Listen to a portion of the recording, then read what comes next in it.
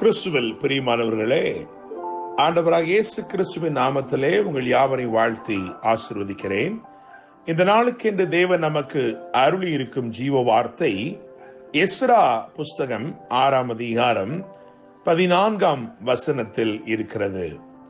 தீர்க்கதரிசியாகிய ஆகாயும் இத்தோவின் குமாரனாகிய சகரியாவும் தீர்க்க தரிசனம் சொல்லி வந்தபடியினால் அவர்களுடைய காரியம் கைகூடி வந்தது. என கேட்கிற தேவனுடைய பிள்ளைகளே, 2 தீர்க்கதரிசிகளுடைய பெயரை குறிப்பிட்டு அவர்கள் தீர்க்க தரிசனம் சொல்லி வந்தபடியினால் அவர்களுடைய காரியம் வாய்த்தது அல்லது கைகூடி வந்தது என்று வேதம் சொல்கிறது. அந்த வசனத்தை தொடர்ந்து வாசித்து பார்க்கும் பொழுது அவர்கள், அதாவது இஸ்ரவேலர்கள், யூதர்கள் தேவனுடைய ஆலயத்தை கட்டி முடித்தார்கள் என்று எழுதியிருக்கிறது. பெரிய மகிமை வெளிப்பட்டது. தேவனுடைய பிள்ளைகளே, சத்துரு உன் வாழ்க்கையிலே எவைகளை தகர்த்து தரைமட்டமாக்கினானோ அவைகளை திரும்ப கட்டி எழுப்பும் ஒரு நாளாக இந்த நாள் இருக்கிறது. தேவனுடைய பிள்ளைகளே, தேவ மகிமை, அதாவது பிந்தின பெரிய மகிமை வெளிப்படும் பொருட்டு நீங்கள் எவைகளை கட்டி எழுப்ப வேண்டுமோ அவைகளை கட்டி எழுப்பும் ஒரு நாளாய் இருக்கிறது. அதற்கு உங்களுக்கு கைகூடி வரும் என்று எழுதியிருக்கிறது. உங்கள் காரியங்கள் வாய்க்கும் என்று எழுதியிருக்கிறது. என கேட்கிற தேவனுடைய பிள்ளைகளே, இந்த தேவனுடைய ஆலயம் திரும்பவுமாய் ஒரு பெரிய மகிமைக்காய் கட்டி எழுப்பப்படுவதற்கு 2 தீர்க்கதரிசிகளின் தீர்க்க தரிசன வார்த்தைகள் உறுதுணையாய் இருந்தது என்று நாம் இந்த வசனத்தில் பார்க்கிறோம். இந்த நாள் நிச்சயமாகவே நான் நம்புகிறேன், விசுவாசிக்கிறேன், உங்களுடைய காரியங்கள் கைகூடி வரும் ஒரு நாளாய் இருக்கிறது.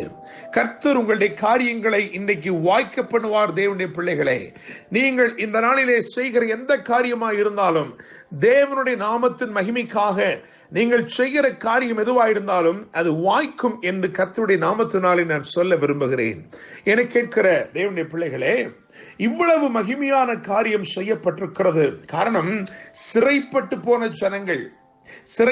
போன ஜனங்கள் திரும்பமாய் சிறையிருப்பிலிருந்து வந்து அவர்கள் ஒன்றுமில்லாமல் இருந்து எல்லாவற்றையும் கட்டி எழுப்பியிருக்கிறார்கள்.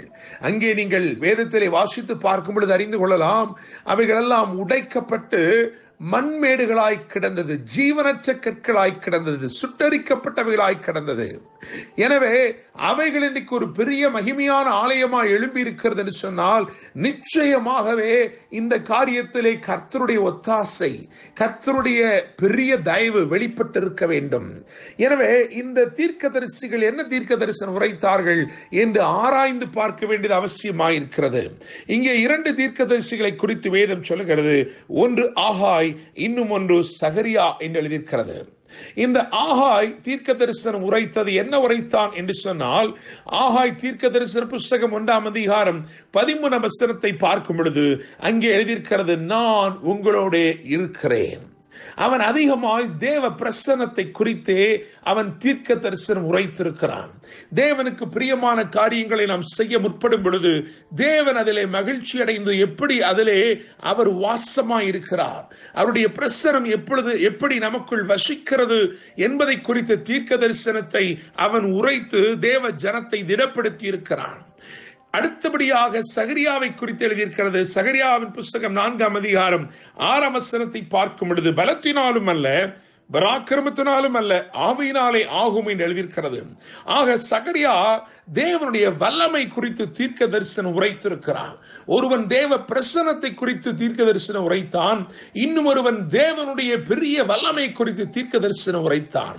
எனவே the presence of God added to the power of God, இந்த 2 காரியங்களும், தேவ பிரசன்னமும் தேவனுடைய வல்லமையும், இதை குறித்த வார்த்தைகள் அவர்களுடைய தியானமாய் இருந்தபடினால் எனக்கு கேட்கும் தேவனுடைய பிள்ளைகளே, இங்கே ஒரு மகிமையை வெளிப்படுத்தக்கூடிய ஒரு ஆலயம் ஒன்று கட்டி எழும்பி இருக்கிறது. தேவனுடைய பிள்ளைகளே, நான் நம்புகிறேன், விசுவாசிக்கிறேன், உங்கள் வாழ்க்கையிலே சத்துரு எவைகளை தரைமட்டமாக்கினானோ, எவைகளை இடித்து தகர்த்து, எவைகளை ஒன்றுமில்லாமல் போக செய்தானோ அதற்கு பின்னணியத்திலே இனியும் தேவனுடைய பெரிய மகிமை வெளிப்படும் ஒரு காரியம் அமைந்திருக்கிறது.